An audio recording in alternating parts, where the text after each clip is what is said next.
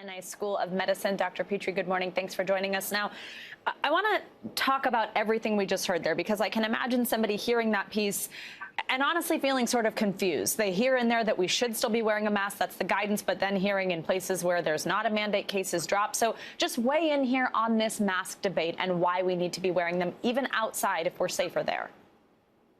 Masks, as you know, they protect not just the wearer, but the other person around you.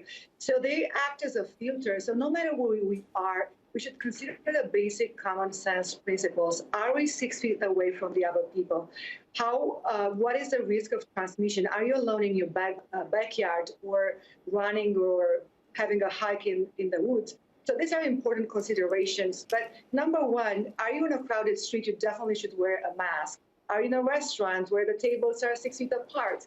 You could take your mask off while you drink and eat. So really, each circumstance is different. But when you go to your grocery stores or shopping, you're surrounded by people, 100% you should wear a mask. As well, if you're playing any team sports, because heavy breathing is very conducive to transmission. So now we just heard in that story from a doctor in Texas, one of the first states to lift its mask mandate completely. She says she's not seen an increase in COVID hospitalizations since the mandate was lifted. Tom Costello, our fantastic correspondent there, also listed quite a few more stats about good news as far as cases go in Texas. So why is that the case? And what do you say to people who hear that and then think, OK, so it's OK to stop wearing a mask? Well, considering the climate in Texas and the fact they have a lot of sunny days, the sun is the best disinfectant. So this could be a factor. Also, in general, mortality is lower across the board because we have younger people being sick nowadays. 80% of seniors have been vaccinated.